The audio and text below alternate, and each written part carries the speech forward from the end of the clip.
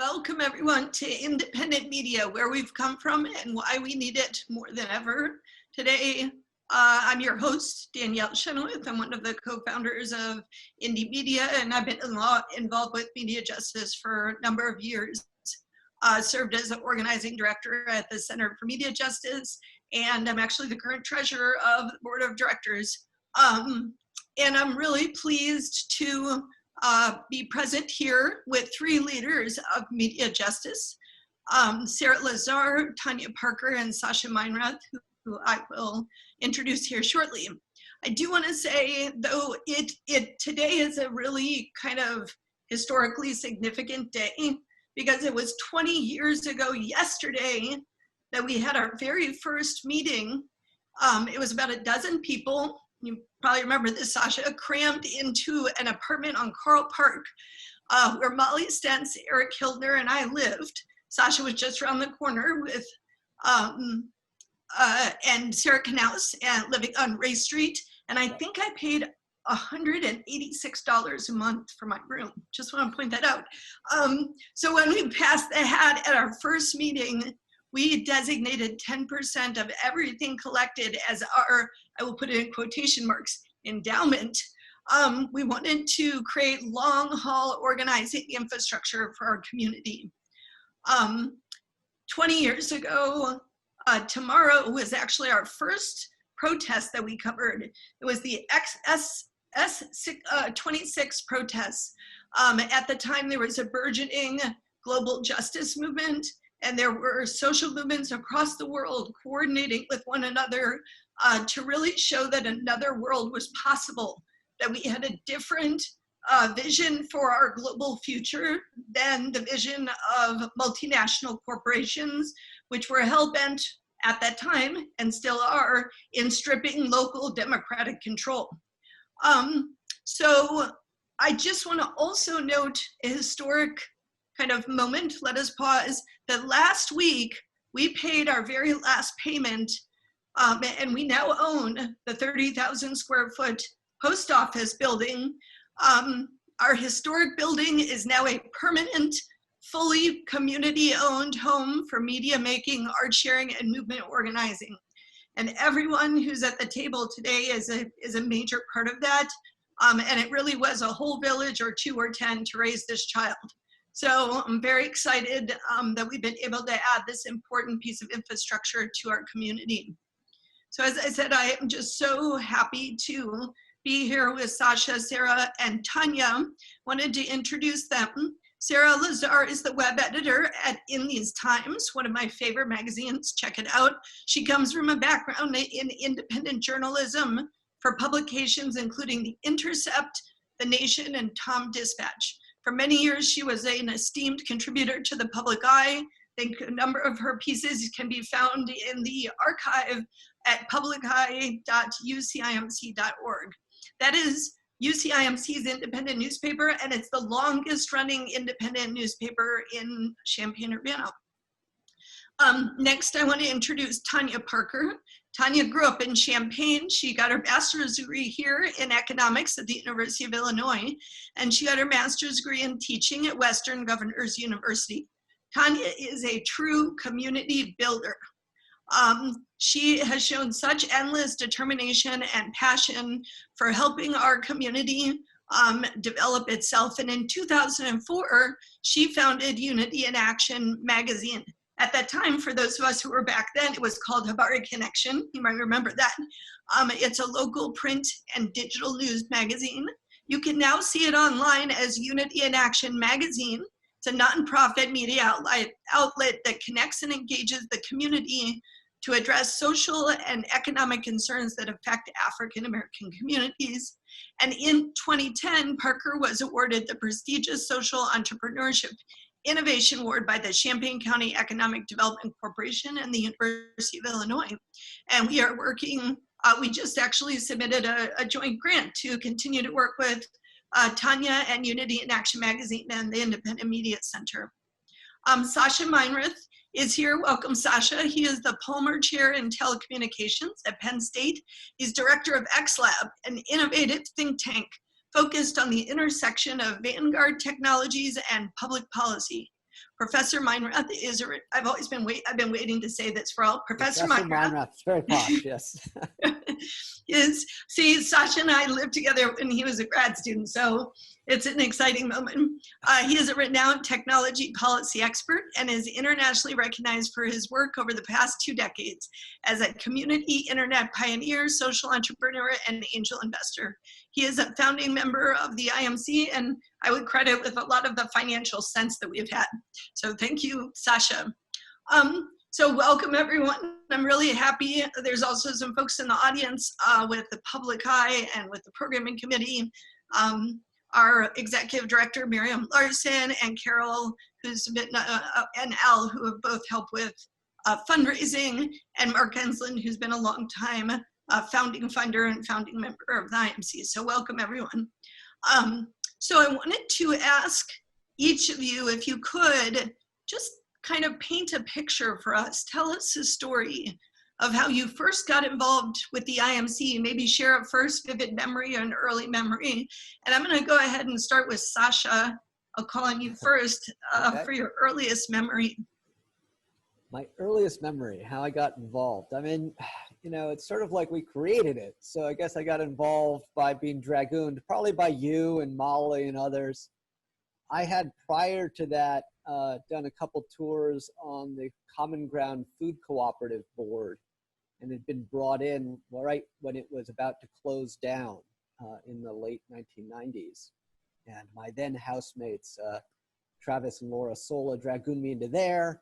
That put me in contact with kind of what I'll call the cabal, the Illuminati of Urbana-Champaign, who secretly run everything. And then I got brought to this secret meeting at Danielle's house to talk about crazy ideas. Like, what could we do? This was around the time of, you know, the battle in Seattle, et cetera. What could we be doing locally to organize more effectively? And I think what happened was I said, hey, you know, like, let's do a whole bunch of stuff. And, you know, we could all draw straws to see who's going to do, like, you know, the crap work of being treasurer. I'll draw first. And I drew the short straw, and the rest was kind of history over after that. So I would say, you know, I got involved through this community, this warm, empathetic, wonderful community that I still think about often, that exists in Urbana-Champaign, and is really, I think, the precursor for the development of this physical media intervention that we've created together over the last 20 plus years. Awesome, thank you. So Sarah, do you want to tell us a little bit about an early vivid memory you have of the IMC and your involvement? Yeah, absolutely. I think I want to start by saying how I first learned about the independent media movement overall, which was in 2003, I was at the WTO protest, the World Trade Organization protest in Sacramento, California. And right when I got off the Greyhound, the police were targeting people who appeared to be protesters. And I and a friend of mine immediately got picked up for jaywalking and had our stuff searched. And we were very angry. We were very tired from being on a Greyhound. And we said, what do we do? And we went immediately to an independent media center that was set up in the conversion space, and we wrote about what had happened.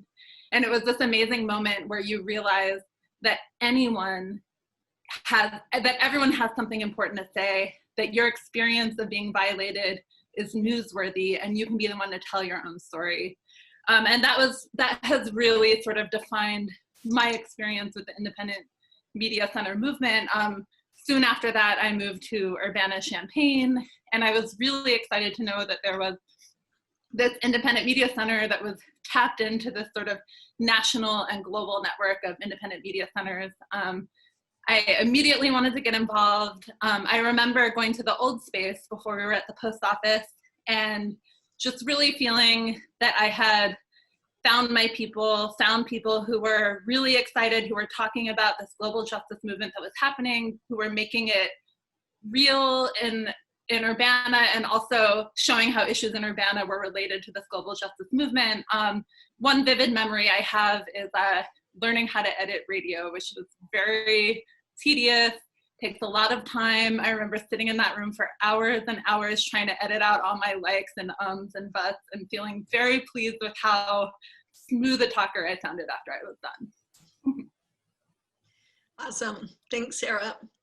And Tanya, you came in when we first opened the space that Sarah's talking about in an old print shop on Main Street. And that was, I think we signed a lease before we were even any kind of legal entity, like December. And then that January moved in 2001, but it was May of 2005. It was actually Karl Marx's birthday. Thank you, Belden and David. And we decided to close on that day to market, and bought the historic post office building. And right around that time, Tanya, you had started the Bari Connection news magazine and came into the orbit. So can you tell us a little bit about kind of your first memories? Yes, absolutely. You know, I echo that sentiment that you automatically felt that warmth in coming into the IMC building, and then just in engaging with the people.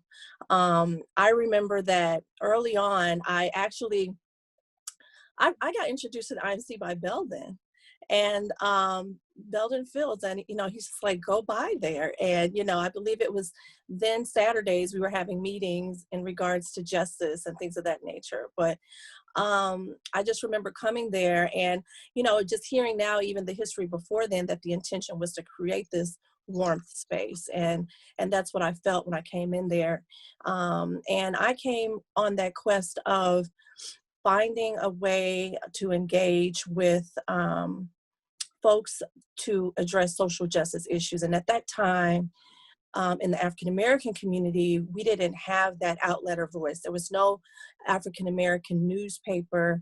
There was no other publication. And I was coming with Habari Connection in a way to connect with others and bringing that to our community. So the IMC was that only space of others that saw that quest to address social justice issues. And so I felt, like I said, when I first came in, felt that sense of community and that sense of warmth. I remember when we first had our meeting, and, the question came up, like, what should this space be? And, I know I was like, hey, it's got to be a community center. It's got to be a community space that folks can come in and feel welcome, because that's what I felt, and I am just so glad to see that that feeling is still there, and the warmth has oozed out into the community, into becoming known as that space that folks can go to. So for me, it was, I came in looking for folks to connect with, and that connection just grew. I remember just feeling like, not only did I have a source for support with, engagement, but, WRFU, the radio station, just that welcoming feeling of, I hadn't done radio before, but I could come in there and I could welcomely learn and be a part and offer an extension to the print and being in radio. So I actually did have a chance to do a couple of radio shows and things of that nature. So, it really, for Unity in Action magazine is now, but Habari Connection then, and for the African American community specifically, been the only place of feeling that our voices have an outlet, that warmth and welcoming feeling. So those were my first experiences with the IMC that led to a lot more growth and a lot more engagement with the community. Thank you so much. Kind of following up on that, kind of what was your first connection personally, and what that looked like when you came into the IMC? Next, I want to ask a little bit about what was going on in the world at the time. Like, and I mean world like small and big. So, for example, I remember in Champaign, Urbana, the police had strangled a developmentally disabled homeless man, Greg Brown, to death behind a dumpster on White Street. And the newspaper had printed the police report about his death. And this was 2000. And I remember that Amerton Power Company had left a toxic waste dump at 5th and Hill Street in Champaign for decades, creating a circle of cancer in that community, and not a peep in the press, right? And I remember when the city of Urbana teamed up with a local landlord to bulldoze an entire mobile home park community, Lincoln Mobile Home Park, and what it meant for basically some experiences, as Sarah was talking about, your experience of being violated is newsworthy. And I that really hits it. Like, we have this idea that some voices matter a lot more than others. And so I guess I wanted to ask each of you to speak a little bit about kind of what was going on in the world when you, or in your community, when you got involved in indie media, and kind of how is indie media a point of leverage, or a kind of like a enabling force to make change in that space? So I'm going to actually start with Sarah and see if you have some thoughts or reflections about that. Yeah, I have a few thoughts about that. So one of the things that I think is very notable about the UC IMC is that it's not just a place for producing media for, that's outward facing for the world, but it's also a place where intellectual exchange and study happens in a way that allows a little bit more independence and inclusivity than the giant university located in town. One thing that was actually very transformative for me was participating in a study group for reading The New Jim Crow that took place at the Independent Media Center by Michelle Alexander and James Kilgore, who is a amazing prison abolitionist leader, facilitated that conversation. It was so refreshing. I was in graduate school at the time and was really wanting a space for having intellectual discussion where your goal is to engage in the world and to talk with people who are also wanting to engage in the world and use what you learn. And I found that very, very satisfying. And that actually really set me on a path of learning a lot more about the role that prisons and police and the US military play in oppressing people in the US and all over the world. And I learned a lot from that conversation. Another thing that comes to mind for me is that, I come from Springfield, Illinois. After the September 11th attacks and the lead up to the war in Afghanistan and then the war in Iraq,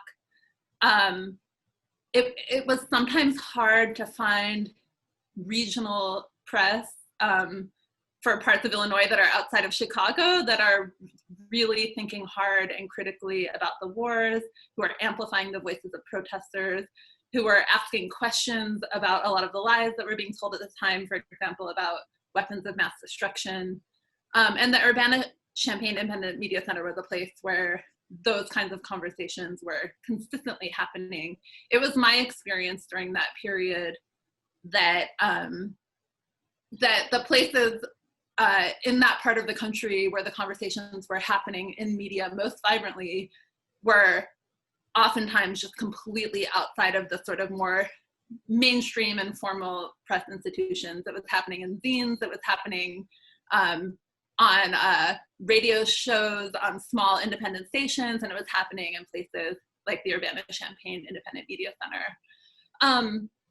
And just in terms of how the UC-IMC allows us to exert leverage, I think that the idea that there is not a firm boundary between media makers and social movements is a really powerful form of leverage, because it means that you're allowed to both observe the world and also try to change it. I don't believe that there's any form of objective journalism. I think all journalism has a frame. It's taking a side. If you say nothing, you're siding with power. And there's real power in just recognizing the political position you have, and saying, I am no better than movements, I'm not above the fray. You can be a journalist and be a part of movements. And I think that that's just a way that you can use media as a tool for advancing justice and holding power accountable and speaking out against horrific things like the war in Iraq that took place in 2003.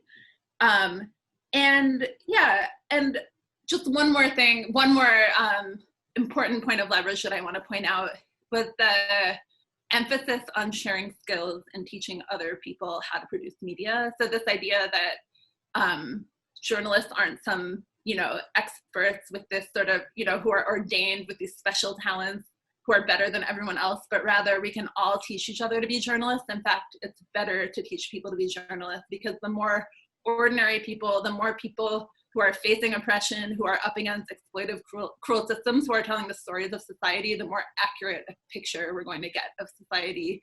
And this sort of idea that journalists trying to lift up other journalists can take on the same ethos that organizers have, where you're constantly trying to build leaders and build people who are capable of using really important tools, has always been a very powerful message for me. Awesome, thank you. So Sascha, I wanted to move to you next. What was happening in the world when, with the birth of indie media? And I know you were very much involved both in our local IMC and the burgeoning global movement.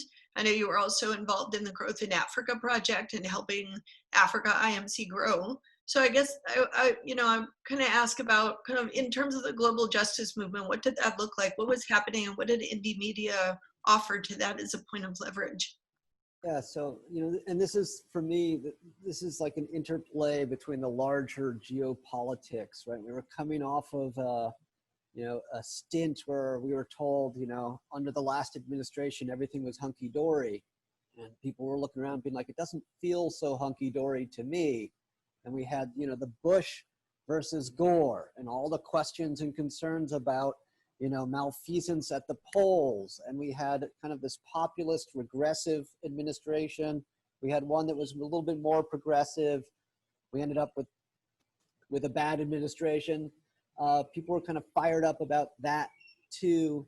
We had also this advent for the first time of the ability to do documentation being put into the hands of everyone. The first consumer grade mini disc recorders. And, we all remember the cameras that had the disc that you could take like 5 pictures on your 1.44 megabit disc, and then swap it out and put in the new one. And it was like, Zach Miller was showing up and he's got like the world's first smartphone, right? It's just like all of these things were happening. And all of a sudden, what we had long dreamed of, which is that people being able to document their realities, the things that the press were either ignoring, downplaying, or outrightly lying about, these were being put in the hands of everyone. And indie media was sort of right place, right time.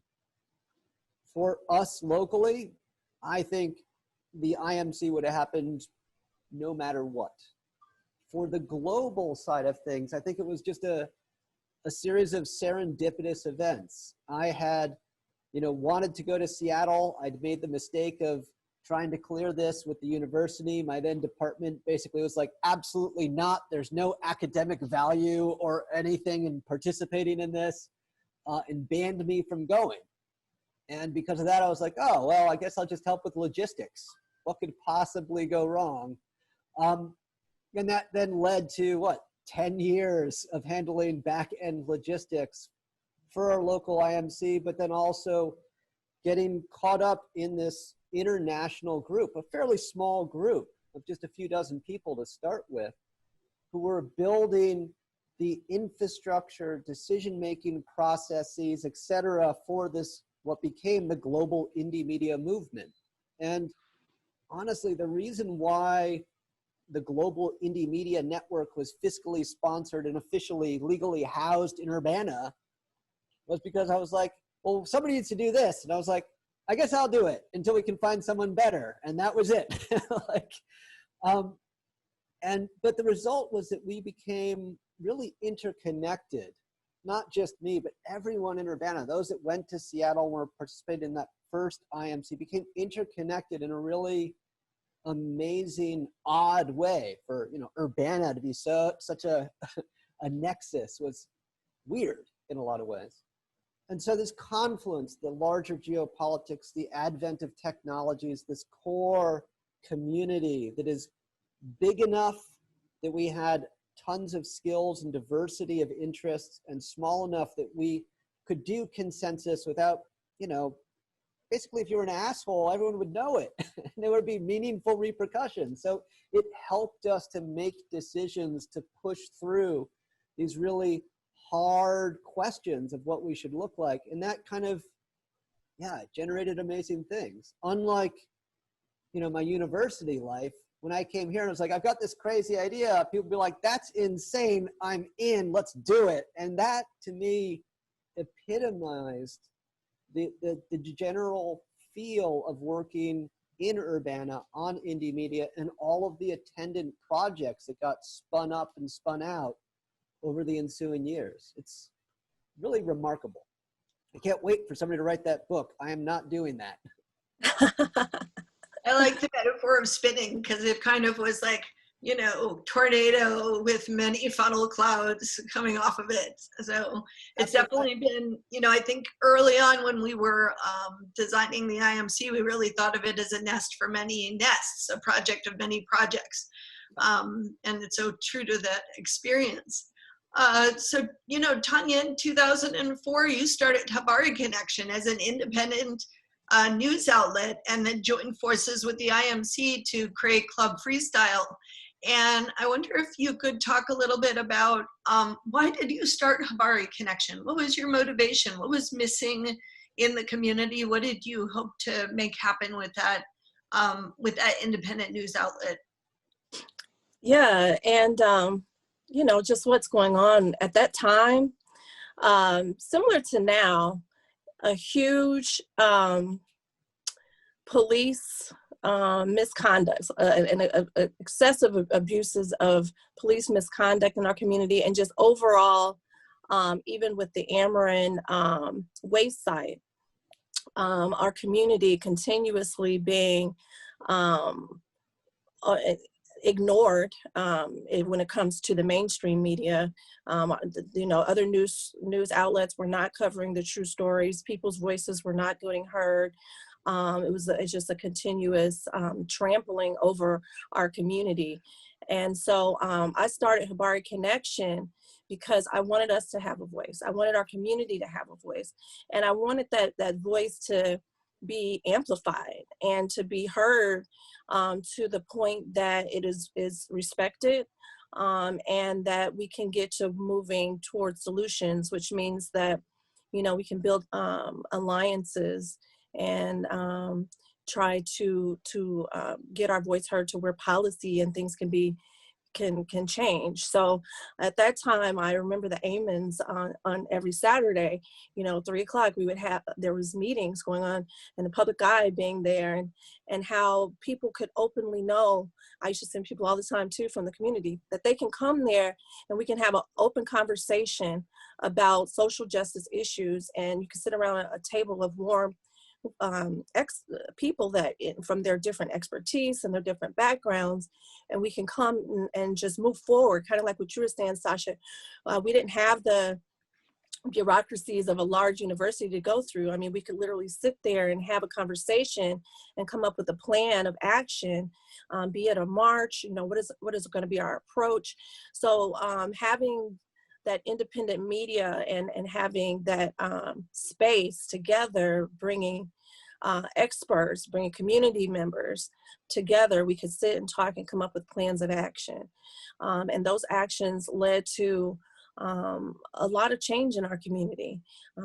We amplified our awareness, the community as a whole, about the issue going on with Ameren, and we amplified it to the voice of you know, of state actions and at least not acknowledgement to the issues, right? And so for us, it's still a continuous issue, right? We know what's going on right now with the finally, you know, like Sascha was saying, I mean, technology. We now have those smartphones. We now have those video devices, right? So that helps us even further amplify and bring to the light the things that are going on in the African-American community. And so you had asked me about starting out and introducing youth, right? So I started youth media early because one of the things that was important is that it's a continuation, that we start with our youth and helping them to understand that their voice is important and helping to teach them how to go beyond, you know, into creating action in the community, right? So, you know, our youth have to be groomed, and you know, by them being a part of Club Freestyle, it gave them a chance to use their interests and talents. So we had youth that wrote articles, we had youth that participated in graphic design, and we had youth that made songs, rap music, that all led to you know, them amplifying their voice about issues going on in their community and using that voice to create an awareness, an education, and towards a mobilization around their concerns, right? So we're looking forward as now Unity in Action Magazine moving forward. We're actually launching Future Journalists of America. And those are similar to Club Freestyle, but bringing in youth and grooming them and helping them to understand their ability to create change through their voice. But, you know, like I said, back then, there was nowhere else where we could feel as a community that our voice not only could be heard, but could be that anybody cared about what we were talking about. And so the IMC provided a space where we could come and we could voice and feel heard and move towards action. So I remember, you know, a lot of marching and a lot of protests and a lot of action came out of that. So yeah, I'm really excited about being able to move forward beyond this 20 years and grooming our youth and the future and keeping this going. Awesome. Thank you. By working with James. Mm-hmm. Thank you so much. Yeah, I think that you know, you mentioned what was going on in 2004 with Havari Connection, and you know, as we know, if we look through history, every social movement that is able to thrive and grow has its media. It has to be connected to a media source. It's like the heart that pumps blood in and out of that movement. And, you know, Joe Torres tells the story of Martin Luther King, you know, basically being below the radio station, and he would use a broom handle and he would hit on the ceiling above him, and they would drop the microphone down to his window, he'd pull it in, and then he would give his broadcast, right? So it's like, that's how close media and social movements are. And Sarah mentioned how important it is to think about, to kind of dissolve that line between objective journalism and taking action. And, you know, speech is an action. Making a formulation of reality is actually an action towards a vision for the future. It's not objective. It's always containing in itself, you know, what it is that we want to see. So police abuse is not new, that people can have cell phone cameras to record it, and then it spreads virally in that way. That is what's new.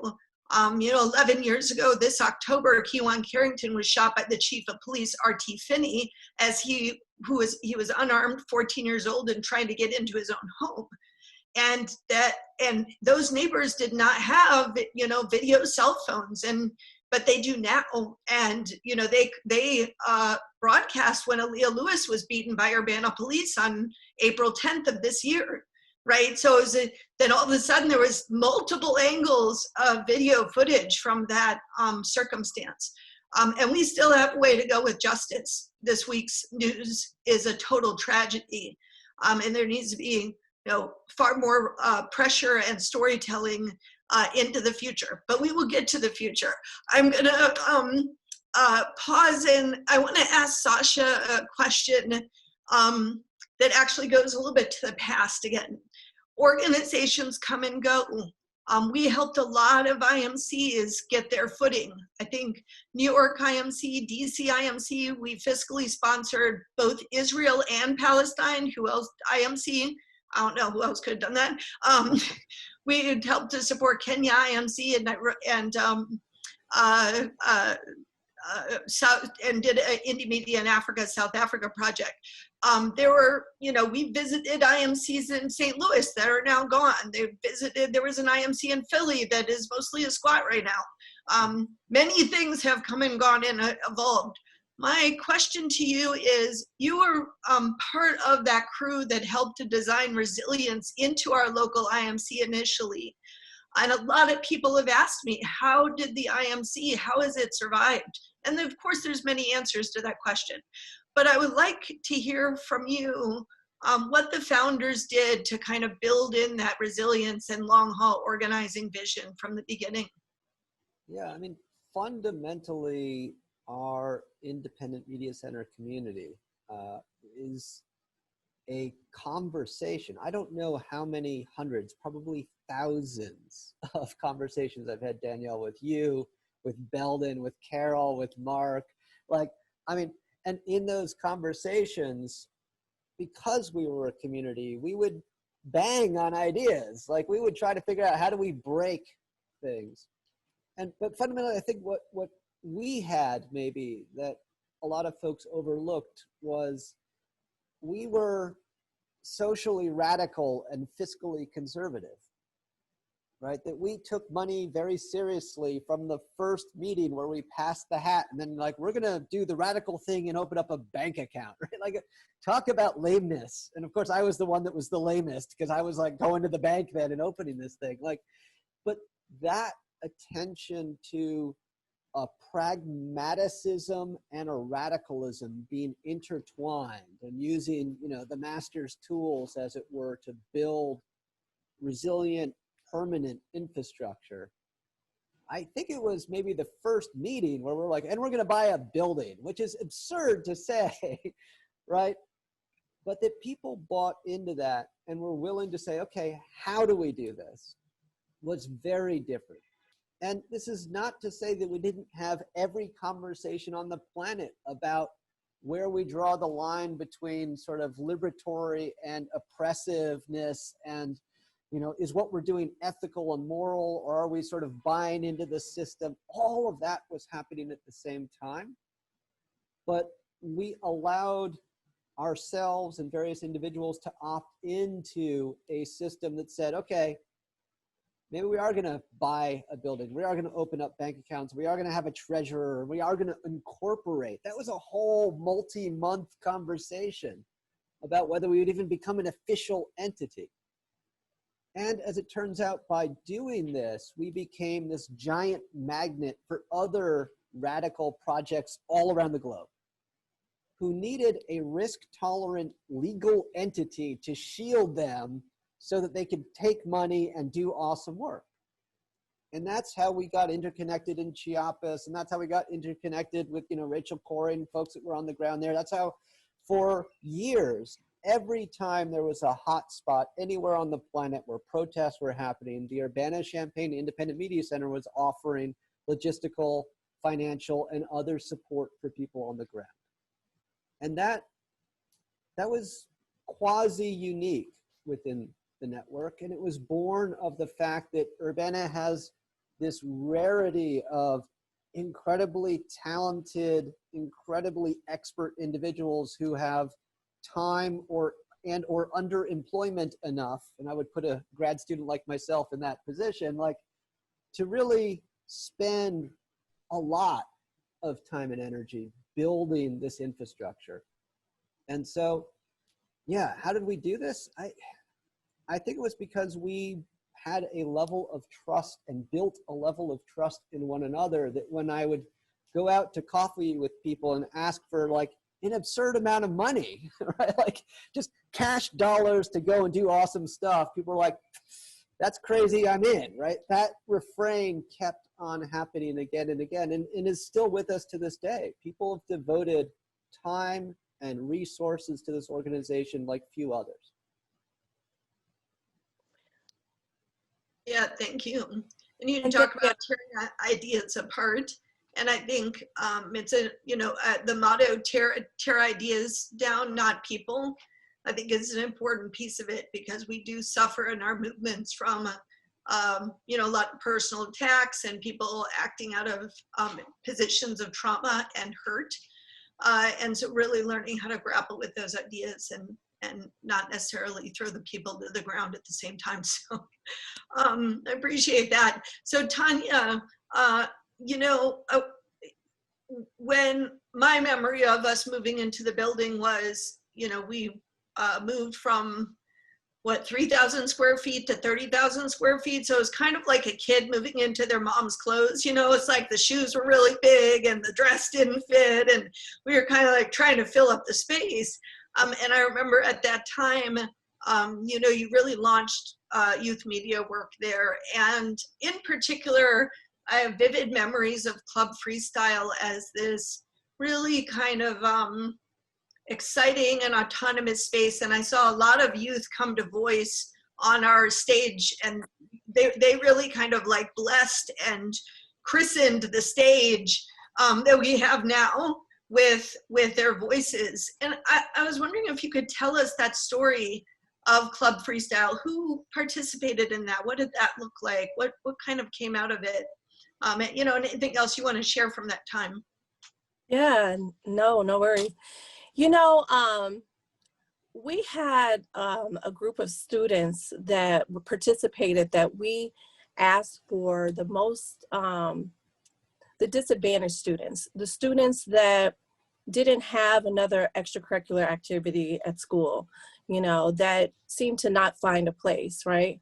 So we had about 10 students participate in our first program, and they were low-income students, and many of them dealing with hardships. I remember reaching out to probation officers and asking them to let us work with their youth, because it's therapeutic to be able to speak your voice and to have that openness. So I wanted to see how that worked, right?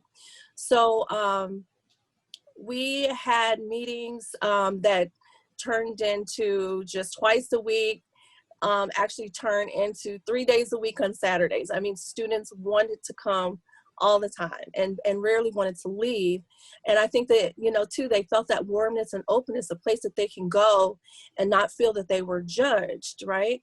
So they were given the autonomy to decide the topics that they wanted to work on. And they were the first that were like, we want to do music, we want to do music. So I remember we actually transformed the office space that Miriam is in now into a recording studio. And we literally, the students helped out, we put elbow grease in and we cleaned up and we created a recording studio.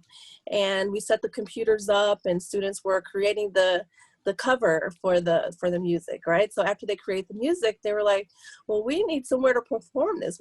So I remember having a meeting and, talking with Chris and the team and us having meetings, and eventually IMC had a stage, and providing that first stage became a stage for many. And that's where the inviting of the community, especially the African American community, began and blossomed. And I just wanted to, say that just overall, this experience with the Independent Media Center for my community has created an energy that has spread, where because I can remember, you know, very beginning, there wasn't a lot of African-American engagement because we felt our voice wasn't going to be heard. So most people just, you know, stood back, and they didn't, you know, argue with what was going on in the world around them. They just felt that their voice was silenced. So they just didn't try to speak. Right. So now I see in the community where that has totally changed. You know, we have more African Americans that have ever in the last 20 years that are now speaking up, participating in marches, and being leaders, and in those efforts. And they are knowing that their voices are heard, right? So, you know, it started, you know, long back time where we had our first open mic, and the kids got up there and perform what they had done, and inviting in their family and their friends, and you know, and that's where it spread, where people knew that this was a space. And whenever they came in, we introduced them to all of the resources and shows and opportunities to engage with the Independent Media Center. So, you know, that core beginning of that warmth grew, and the students from that one experience grew. The families that came to the performances and were introduced to the Independent Media Center grew, and them knowing that this is a space where your voice can get heard, and you can use your voice to create journalism of your own, you know, and it since has become, for our community, still the absolute best place and the most comfortable place to go, where you know that your social justice issues can be heard. And you know, everybody has a part and can play that part if they so choose, regardless of their educational background, regardless of their expertise. You know, people feel and continue to engage with the Independent Media Center to create and be a part of that change. Yeah, thank you for that. And I think it's important to note that when, you know, we first started the IMC, it was a very white space. So Dave Powers has always been involved with IMC from the beginning. And there were others who were involved from the African American community or communities. You know, it certainly was a queer space, or a lot of women in positions of power. There were, you know, there was a pretty broad spectrum in terms of age. But it was a fairly white space, and indie media was a fairly white space in that time as well. And I think one of the things, as we moved from like phase one in on Main Street in the print shop, as much more of a kind of circle of friends, to the IMC in the post office, which really was kind of launched us being a circle of many circles, you know, many different entry points in, and especially having a performance space and a venue. And leaders like yourself, Tanya, Carol Ammons, who was our program director for years, launched our AmeriCorps program. The importance of having, of supporting people of color in leadership positions to initiate their own programs, your program, and the other programs that people brought to the table, was, I think, a pivotal point in our history. And one, honestly, it was a time when we went from a lot less structure, where things were more informal based, to more structure. It's something that I think Carol Ammons, as our program director, really brought additional structure, which actually, I think, opened up the space, because it was much clearer, if you weren't in the know or you weren't friends with folks, that you could enter into that space. And I guess just on that topic, as a follow-up, you know, I'm curious, kind of looking as we develop the space as a truly inclusive space, you know, what kinds of lessons we can take from our history going forward into our future. And I would put that out for all three folks, Sarah, Sascha, and Tanya.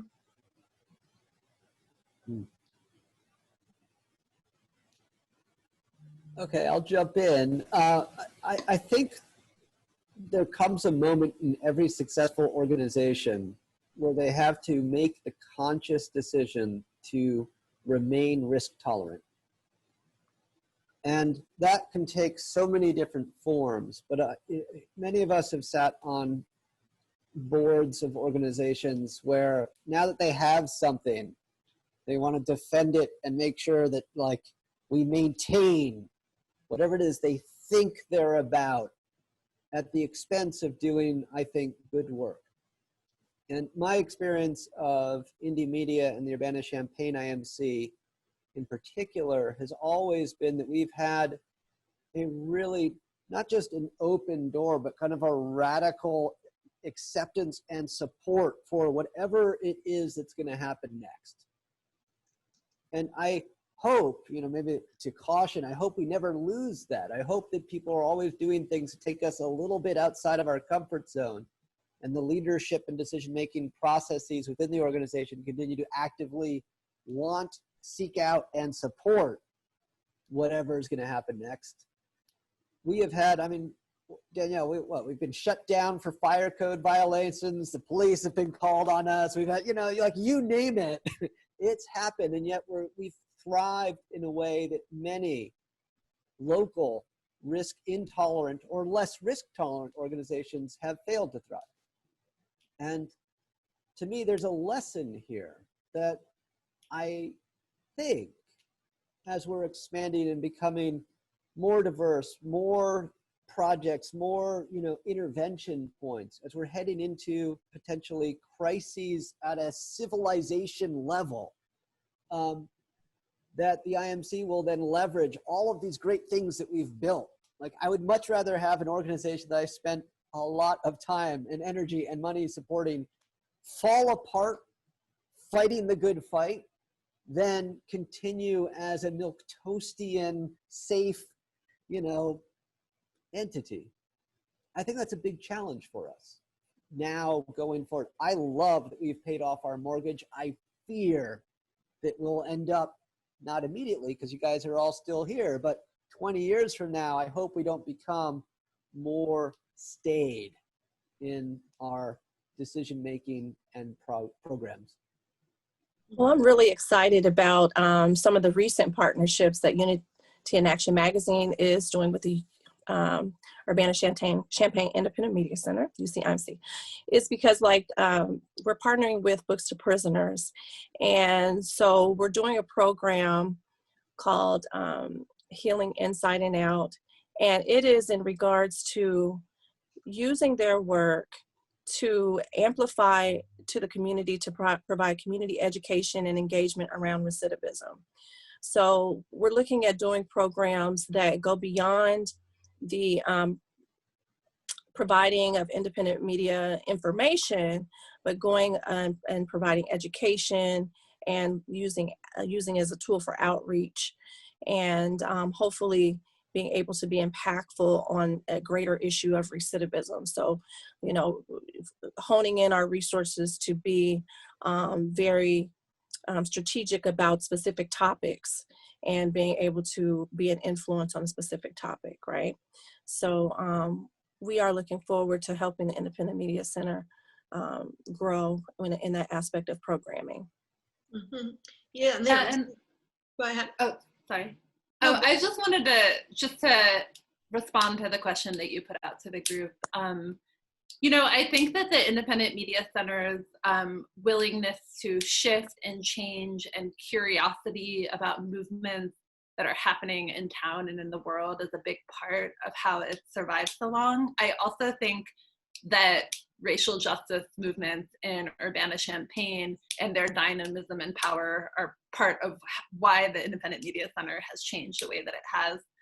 Urbana-Champaign has really robust movements for racial justice.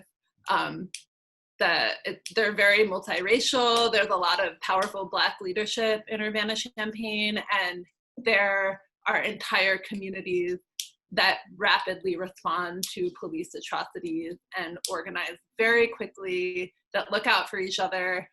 I think that oftentimes attention falls on bigger cities when we talk about heroic organizing, but I think Urbana-Champaign is really an example of how a lot of smaller to medium-sized towns in the Midwest have actually turned out to be these sort of flashpoints of change and racial justice organizing. So I honestly give a lot of the credit to racial justice movements in town.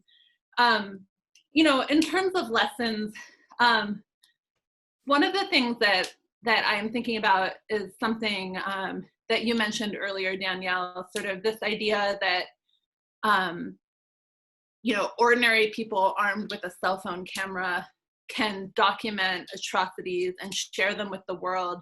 And that act of sharing media becomes a catalyst for movements and becomes part of movements and becomes a way that mass amounts of ordinary people can intervene in the face of police violence and beatings and killings and racism. And it just makes me think about how there are many of us who came of age during this Independent Media Center movement and had our own sort of do-it-yourself, bottom-up ethic to media. I don't credit the Independent Media Center movement for the current moment of media making around racist police violence, but in my own mind, I find myself connecting those dots, and I see sort of, when I connect the dots, what I see is that a do-it-yourself ethic is really important, and I think that this generation of Black Lives Matter and racial justice movement has taken that to profound levels. It's absolutely changing society, changing the conversation, and it's being led by people who are constantly told that what they have to say doesn't matter, that they're not telling the truth about what police are doing to them. And through tremendous organizing and courage and sharing media, often at great risk to themselves, often paying a tremendous price for doing so, people are absolutely changing society. And so a question I have is like, what is the role of people who came of age in the Independent Media Center moment and supporting that and participating, not necessarily leading, but just sort of being co-conspirators and using the memories of what we did or the resources that we have to, make contributions, make respectful, useful contributions. Yes, there's a huge need for continuing work with storytelling. I mean, people's voice as far as the stories and the history of things that have happened to them definitely needs to be amplified and important right now. I think that can help build the compassion that we need people to really understand to help us move this racial justice issue forward. Yep. As the Movement Alliance Project in Philadelphia, used to be called the Media Mobilizing Project, says the movements begin with the telling of untold stories. And so, we oftentimes think of kind of journalism as this career, and, stories like music, like dance, we all have them. Everyone has a story. It's the fundamental unit of human experience. And in practicing storytelling, some develop their craft in that way. And that, Sarah, is what you've done in your life is, telling stories and really crafting that piece, as has Tanya. And, there's many folks where indie media was part of helping launch the next phase of their life. So Brent McDonald was an IMC photographer. He's now a multimedia producer for New York Times. One of our youngest reporters, Sevilla Mann, who was 13 when we first started working together, is now a public media journalist in Michigan. Pauline Bartolone went on to work for Radio for Peace and is now a journalist in California. So I wonder, Sarah, if you could tell us a little bit about kind of that, how storytelling and story sharing became a career for you and the role that indie media played in that. Oh, yeah, sure. So independent media played a tremendous role in that for me. My start to journalism was premised in this idea that you organize and then you use media as a tool to help your organizing project. And it was only when that media making became this specialized skill after I had done it a long time and I really needed to make a living that I decided to get jobs doing that. But for a long time, it just looked like freelance reporting while I was sort of doing unpaid organizing 40 hours a week and stuff like that. So, you know, I think that there were a lot of really important lessons I drew from the Independent Media Center movement. One is that, well, and I want to say I struggle to embody these. I don't put myself forward as a model of these principles. Rather, these are more aspirations. But one is that this idea that collaboration is really, really key, and collaboration in a way that doesn't sort of put your own brand or your own self forward as the primary objective, but rather is about lifting people up and doing good by your work. I think a lot of people who have been like working in journalism for a while can get pretty frustrated with how there's so much economic incentive and pressure to just do constant self-promotion and have kind of a celebrity culture. I don't want to pin that on individual moral failings. I actually think that there are structural economic incentives built into the industry and precarity and all these things that have created this environment. But in my mind, independent media is really the exact opposite of that. It's this idea that the so-called nobodies have the most to say. And instead of being driven by celebrity culture, you're sort of being driven by the idea of the ordinary person being the storyteller. Along those lines, the Independent Media Center movement really taught me to believe that social movement organizers are experts who you should try to seek comment from and talk to. And I say that, I use that term really loosely. You know, I'm talking about rank and file union members. I'm talking about people who record police atrocities and then are brave enough to share those publicly. I'm talking about the many people who have participated in the Black Lives Matter movement. I'm talking about people who went and protested the Iraq War and are still protesting the bombings of Iraq and Syria. And I think this idea that an expert isn't someone with multiple degrees or someone, you know, in a position of power, but the experts are actually the ones fighting power abuses. I think it has been a principle that I've tried to strive for. Also, this sort of indie media has always had this really DIY ethic where you just hustle and you get things done through sort of heart and determination. And I have just, gosh, I've been at so many protests where the police are being horrific and beating people, and you know, there's tear gas flying, and there's someone with an Independent Media Center badge on the front lines, and they're flushing out their eyes so that they can go back to filming. And you know, oh, did I just get signed out? Nope, we can hear you, Sarah. Oh, okay, sorry, it just disappeared. Okay. Sorry about that. And so, yeah, so just this general, I feel like the Independent Media Center taught me to just really, really hustle. I also just want to point out that this emphasis on skill sharing and building other people up have made me feel comfortable reaching out to people I know from Independent Media Center days throughout my work as a journalist. 3 or 4 years ago, when I was like, okay, it's really time for me to learn how to submit FOIA requests, the person I reached out to and asked for help was Brian Dolinar, someone I know through the Urbana-Champaign Independent Media Center. And he, over email, just did some quick mentoring and taught me how to submit a FOIA. And since then, I've submitted several. I FOIA'd the Chicago Police Department, and I've FOIA'd, you know, Andrew Cuomo's office. And that, of all the people I know, of all the journalists, you know, the person I felt most comfortable going to was from the Urbana-Champaign Independent Media Center. He's our chief FOIA officer, that Brian Dolinar. What's that? I said he's our chief, he's our FOIA officer in chief. Brian. Yeah.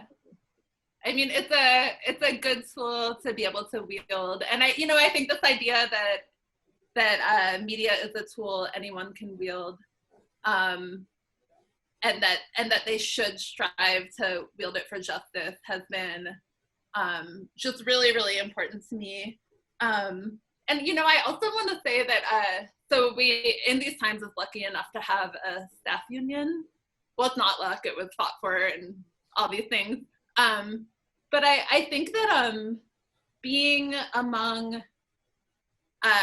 you know, union members who are journalists, like in some ways, it feels like through that union, we've been able to recreate some of the collaborative, cooperative feel that reminds me a little bit of the Independent Media Center. So I definitely find myself all the time using the Independent Media Center as a reference point when I have good experiences in my job. Oh, that's very sweet. And lovely. So we have a little less than 25 minutes left. And I want to kind of shift to the future and ask each of you kind of a final question about the future. And then I want to open it up to see if the audience has questions. We have one question in the queue about organizing with youth. But I wanted to, you know, we are in a particularly dangerous and frightening moment. You know, indie media as a movement has waned. It's been absorbed sometimes and become other really amazing things. It has splintered, but we need it more than ever. We're facing fake news, election craziness, complete denial of science and facts, rising authoritarianism and fascism, not only in this country, but abroad. We're facing pandemic. As we saw yesterday, over 200,000 deaths in the United States due to COVID, 2.5 times the death toll of the Vietnam War of Americans, and catastrophic climate change. So, you know, I could use the F word right now to describe the situation that we're in. It's a bad scene. We need to stick together, and we need to build robust and vibrant movements for change. So I'm going to start with Tanya and actually ask you to kind of talk about your vision for the future. What is it that we can do locally and beyond? You know, what's the future of independent media? How can we use it to forge a different path forward? Well, you know, you're absolutely right that it's more important now than ever. You know, with the situation that we're in right now, even with COVID, it's a unique opportunity for independent media to almost appear as the mainstream. You know, like, you know, I think that we need to continue to make our outlets look more, you know, just look at how we can increase our appearance, should I say, as far as, you know, with our technology. You know, for example, with Unity in Action Magazine, we're working on our website to make it, you know, even more engaging using the social media platforms. We have to let people know that we are here, and more than ever, let people know that we can help amplify their voice onto a higher level. You know, I mean, we're looking at podcasts, video podcasts, you know, moving above and beyond even what we have and increasing our exposures, because the stories that we're telling can get the notice that it needs and deserves, you know. So just looking at ways that we can amplify, and you know, the technology, you know, social media has made that possible, and every video now is videotaped from home, whether you're been on CBS for years or not, you know. So independent media can now become the mainstream, you know. So I would encourage all of us that are doing mainstream doing independent media to really get out there, increasing your exposure, and helping to amplify our voices on a larger scale. And you know, it is sad. I mean, what is going on right now with the African American community is, even with COVID, you know, with there being racial disparities showing in the COVID deaths. I mean, there's been always that concern, you know, when our family goes to the hospital, that we're not going to get the treatments that we, you know, deserve.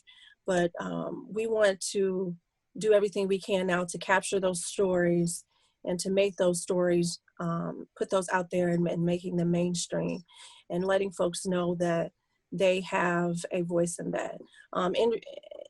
in regards to Unity Action Magazine, we're up really working hard to let citizens know, for example, that they can be a part of creating, we're trying to do more positive Black images.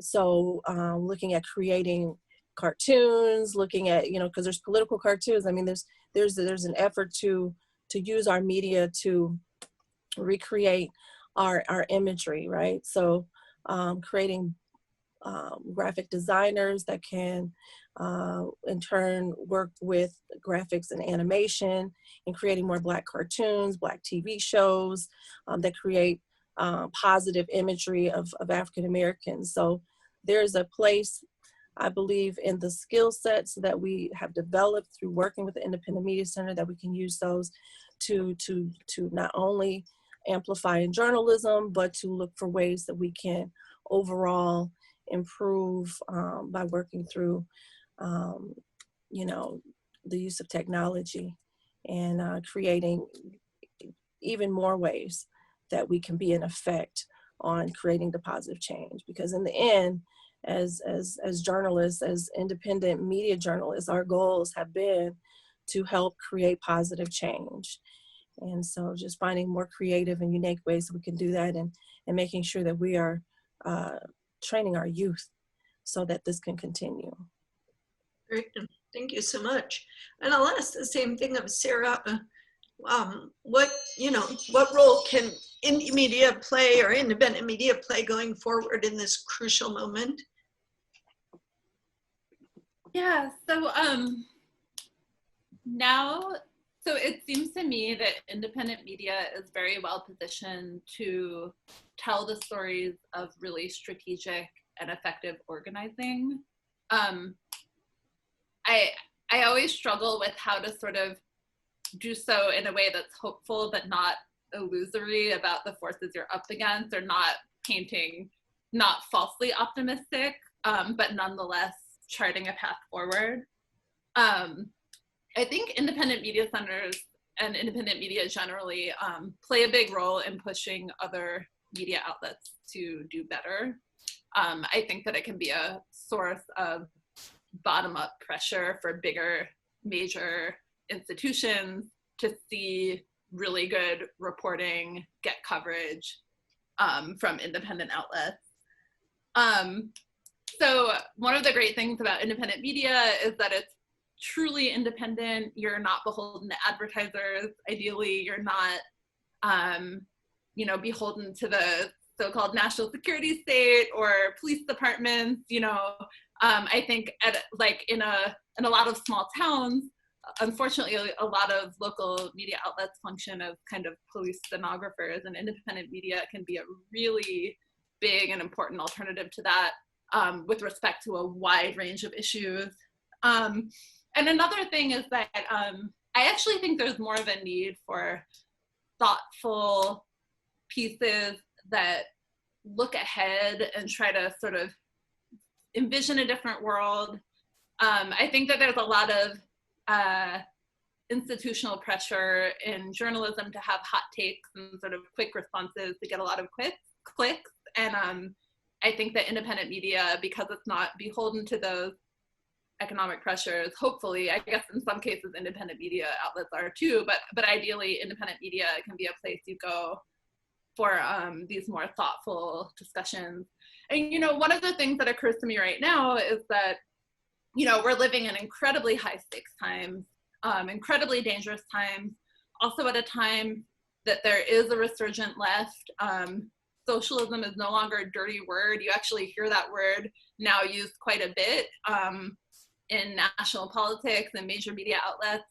A wide range of radical ideas are being discussed in a way that feels in some ways exciting. And independent media can be a way to really not just amplify those voices, but have really rigorous, thoughtful conversations and allow debate. And of course, there's always the challenge of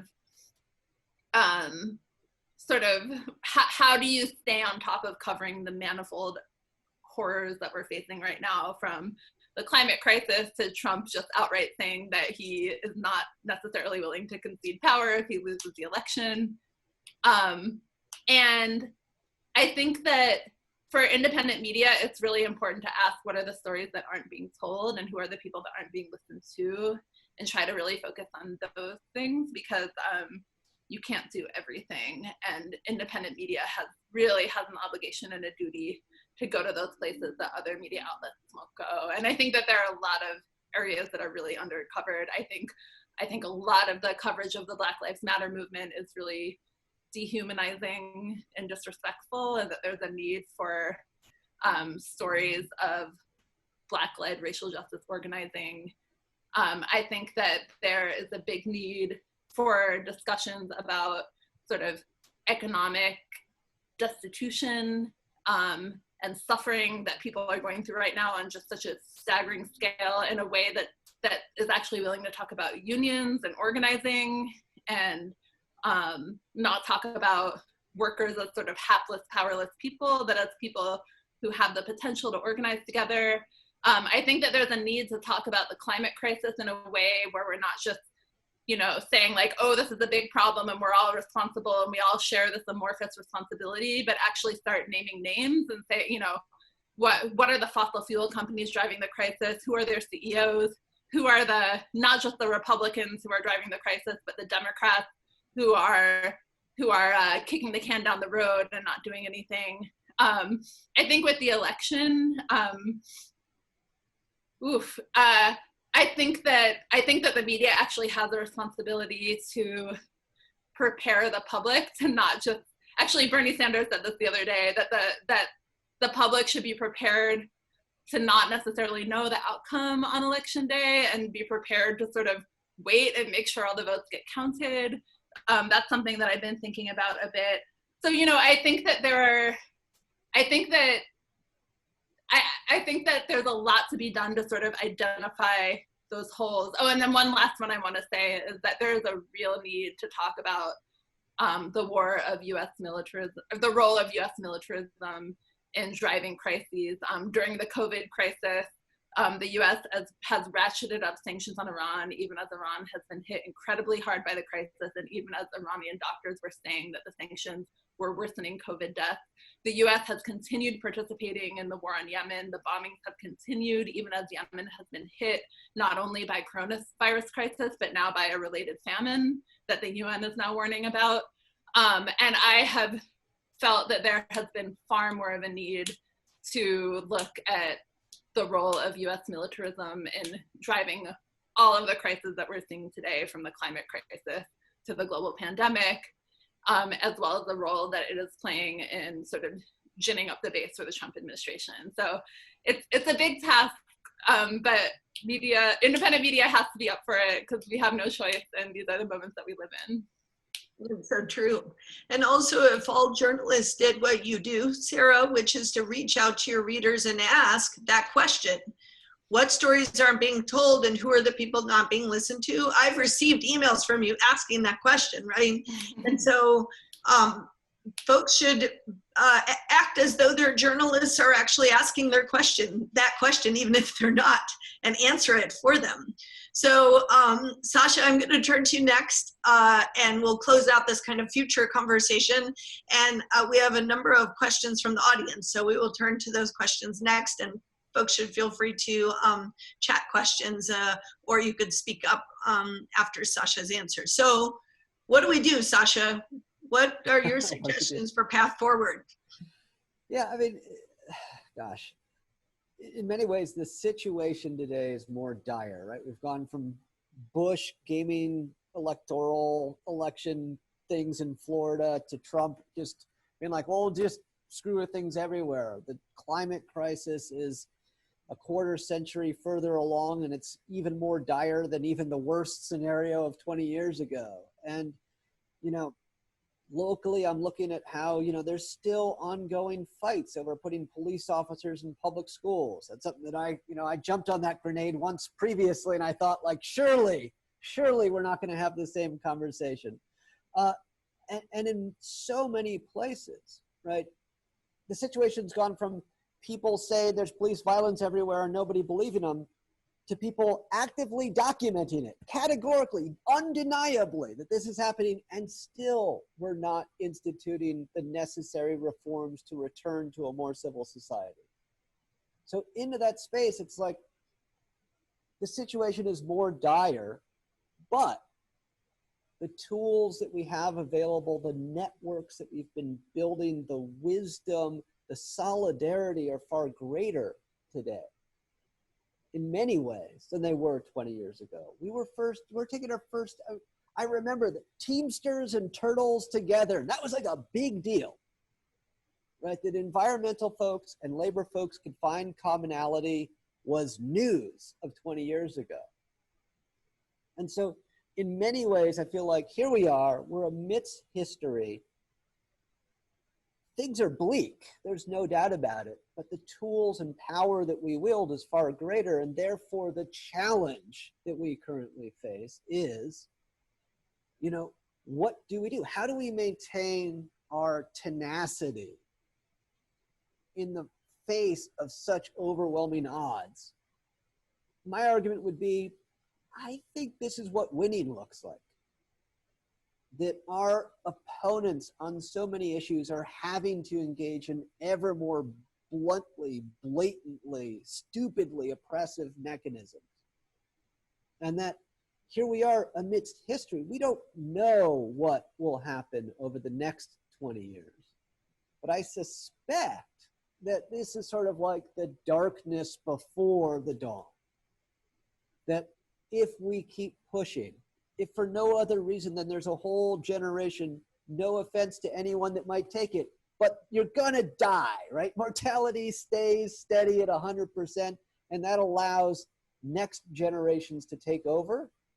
And if we're wise, we will teach, we will learn, we will be a participant actively in helping the next iteration of leadership avoid the pitfalls and cul-de-sacs that we fell into the first time around. So the Urbana-Champaign Independent Media Center, I'm like, man, wow, look at what we have built together.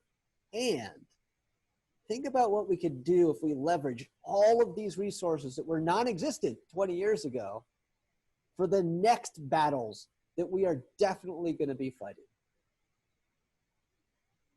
Thank you, Sascha. So I wanted to turn to some of the questions from our audience. Ken Salo, I'm going to kind of pluck your question from the chat first, because I think it's helpful to think about the future of the IMC and independent media generally. And I kind of throw it out to the panel. You know, not everyone has to speak to every question, but if you feel so moved to speak, please do. Ken asks, you know, how can the IMC to continue to kind of create this public commons, this platform against privatization of public media, of the public media, schools, health, urban spaces, and basic resources, and really connect with like the international movements around this, as well as national, you know, around housing, climate, and educational justice. So, you know, how do we lean in and support these movements going forward? Is there anyone who wants to take that question first? I will weigh in briefly, which is to say, I remember the multi-year series of design charrettes that we created around the generative phase of the early IMC. We sat around, we're like, what's missing? Right? And we're like, you know, it'd be great if we had our own newspaper, our own building, our own cafe. I think we still don't have a cafe, but I hold out hope, you know, and all of these incredible resources that we were like, this is our vision of what the intervention looks like. And I think 20 years is a great opportunity for thinking about what else don't we have? Like, we don't have like, you know, schools that we really want to see teaching our kids. And we don't have like, and figuring out like, okay, how do we hack that next? And I would love to see us thinking about big societal transformative interventions that, you know, yes, replenish the commons, create a more civil society, are actively justice seeking and anti-racist and focused on big, bold interventions. And the good news is we got all these resources that we can rely on. We're our own media conglomerate. How cool is that, right? Like, we can help set the agenda if we utilize our resources in a strategic manner. Great, thanks. Others on this topic, how do we connect with emergent movements?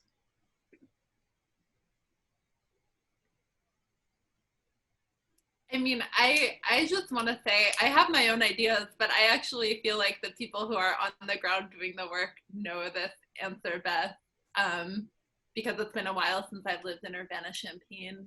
So I would actually just kick that question back to people who are actively involved in the IMC and living in Urbana-Champaign, because I think y'all know the local lay of the land a lot better. I mean, I think, you know, from where my vantage point in Chicago, where I live, based on what I know about the Urbana-Champaign Independent Media Center,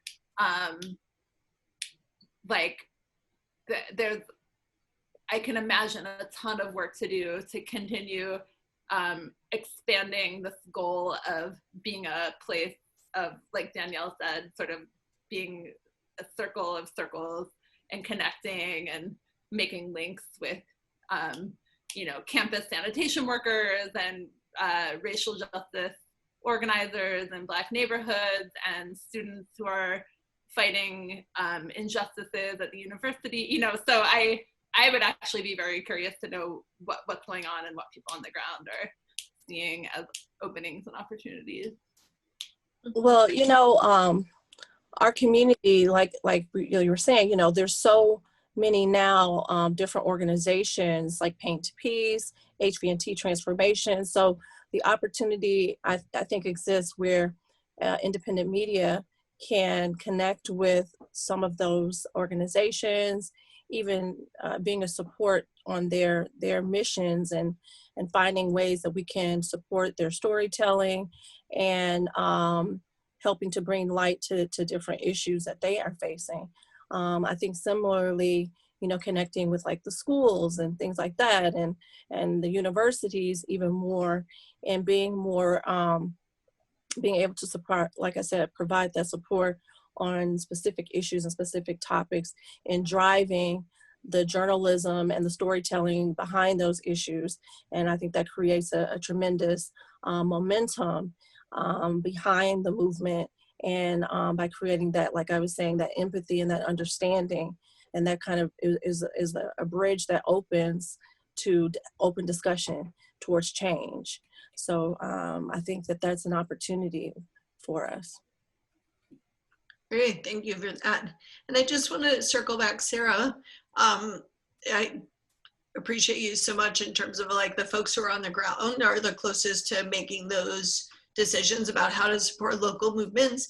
I think part of Ken's question, which I think you're well positioned to respond to, also includes like, as you're doing local organizing or building a local media institution or being a Chicago-based journalist, right, who's like connecting to your local movements, how do we also connect globally and internationally? Like how do we as a independent media help to generate those connections? And I call on you in part because you've done this for a long time, like your work with Iraq Veterans Against the War and your work in Palestine. And, you know, I've seen you telescope your work internationally and build those connections. And I just wonder if you could speak a little bit about that, given that we're like in this global boat together, and we have a lot that we have to focus on internationally. And how does a person in a locality kind of feel connected to that larger picture? Yeah. Okay. Yeah, I appreciate that framing. You know, I think it's important from my own vantage point, when journalists write about an issue, to recognize how most issues are never just local issues. Most everything that there is to write about politically and socially invokes the whole world and has ramifications around the world. For example, the way that the coronavirus crisis and government failures is impacting people in Chicago is related to how the US is failing people internationally, because it's it's continuing wars, it's denying aid, it's not being solidaristic, it's responsible for a tremendously disproportionate amount of coronavirus cases. This is a global pandemic in every sense. So finding ways to sort of make someone else's experience real, especially when you're both being harmed by the same system or institution, not to equate those harms. Not all harms are the same. But I think trying to find examples of building internationalism into coverage in a way that feels organic is really important. So in these times of a lot of labor coverage, we cover a lot of unions and worker organizing and worker centers. And there's definitely a lot of opportunity right now, I think, to try to give a visceral sense for US workers why and how the plight of workers around the world is very much tied up with their own. I think there are a few areas where that's important. We have a lot of journalists right now who are trying to really focus on sort of what Sascha was mentioning before, the alliances between climate movements and labor movements. I think that we've come a long way, but there's still a long way to go. And sort of what does it look like to encourage US workers who might be really afraid of losing their jobs to think about how we really need to transition away from fossil fuels, because workers because not just workers, but poor people and ordinary people and everyone around the world depends on that. And how do you make global projects like a just transition away from fossil fuels something that's so real and urgent that a worker in their unit, in their shop, in their collective bargaining unit is willing to fight for that. I think that those are some of the struggles that we really face right now on many, many levels. We've done some coverage of sort of efforts among labor unions to oppose wars, for example. The ILWU, the dock workers, have shut down West Coast ports many times, protesting not just the Iraq War, but also in solidarity with Black Lives Matter. They did that to protest apartheid in South Africa. And so we try to tell stories that connect the dots. This is also aspirational. We could always do a lot better at this. But I think that those are some examples. I think that the challenge is to make it so that people see how their own fate is wrapped up in the fate of other people, and how the same institutions hurting them are hurting other people who they've never met yet, who might live very far away from them. And to sort of, through those kinds of explanations and connecting the dots, inculcate a sense of solidarity that can help us get through this time, because we really cannot address the challenges that we're facing without some kind of internationalism. Climate, the US war machine, all these things are going to require solidarity with people around the world. That's great. Thank you so much.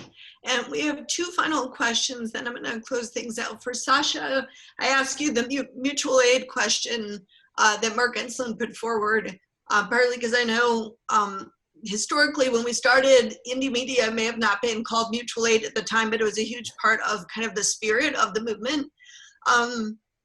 Mark Cass, there seems to be an increased interest and need for mutual aid, especially as there's kind of layers of catastrophe and crisis that communities are dealing with. Where is there potential for connecting that with indie media now? Yeah, I mean, so there's a couple of things. So indie media is like a shibboleth. It's a password and a passcode. It's no matter where you happen to meet someone and who they happen to be working for at this moment in time, there's a wink and a nod and an understanding that, like, yeah, you were in a space where we understood mutual aid, where we privileged that. And a lot of the collaborations that I'm a part of that span internationally both hold that ethos very dear, but are also interconnecting people, often from this network of, you know, the last 20 years in ways to affect meaningful change. And I'll concretize that, which is, you know, I'm working right now today with a project called Reset.Tech. And the two, I would say, core leaders are Dan Meredith and Ben Scott, two Urbana-ites. And what we've carved out is say, like, we want to stop surveillance capitalism. And so we're going to take on, you know, Facebook, Google, Apple, Microsoft, like, why not? But we're going to do it in the EU context, which is to say, not much is going to happen in the US.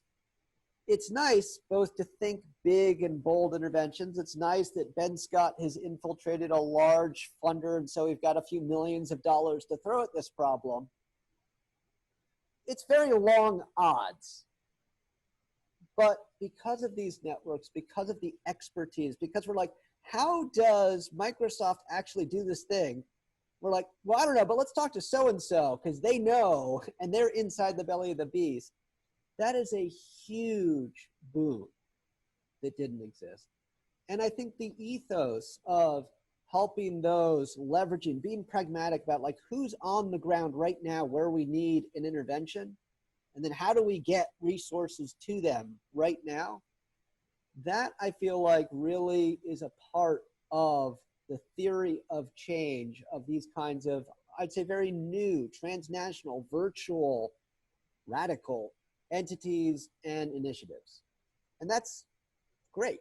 Get back to me in another 20 years, we'll know, like, whether that was successful or not. But I wouldn't be devoting so much of my time and life to these things if I didn't think these were winnable battles, given these tactics and strategies. Great, thank you so much. I'm going to actually go ahead and move to close. I just wanted to kind of share a little vignette from those early years of indie media. So, as I said from the beginning, we are 20 years old. As of yesterday, it sort of makes me feel kind of old, but I will, you know, move to elder status in this next frame. This conversation has been very fruitful and interesting. And Tanya, I really want to thank you both for your organizing and journalism and for attending today. Sarah, for all the kind of life that you have breathed into your journalism. I really strongly encourage people to follow both Tanya Parker and Sarah Lazare and their work, because they're great media makers. And Sascha Meinrath, who continues to work on the analytical professorial level in terms of looking at kind of media and technology for social change rather than for surveillance, domination, and submissiveness. So these are kind of the two paths, right? In the contradiction between democracy and capitalism, media and technology can either be a force of liberation and storytelling and story sharing, or it can be a force of profit making and domination. And we are really at a crossroads. We have to make some pretty significant decisions as a world society at this point. I just wanted to close out because I kind of reflecting back on what several of you said in terms of how important it was to kind of formulate what our designs were and to really wrestle with ideas and to be, you know, willing to change our minds and reflexive in our work. You know, I pulled out of my notebook our initial designs for the IMC, and I wanted to just share a couple of the bullet points that we had when we said, this is what we want to make. And I share it in part because I challenge the audience, everyone who's listening, to make your desire statements for the future of the society you want to live in, and for how independent media and arts can be a point of leverage in making that happen. So from my old notebooks, I found we wanted an IMC to inspire consumers to be producers. We want an IMC to amplify the voices and perspectives of people and ideas underrepresented in the media so we can build a more equitable society. We want an IMC to provide sustainable infrastructure to proliferate many autonomous, decentralized projects to support long-haul organizing. We want an IMC that creates space, resources, and atmosphere to draw artists and community members together to investigate problems and design solutions. And we want an IMC that offers a third place for youth as an alternative to home or school, where they can come to voice and develop their own projects. So I think some of these are still desires in the making, right? We've worked and forged towards the desires, and others, I think there's a lot we could add to what we want to see as our next steps.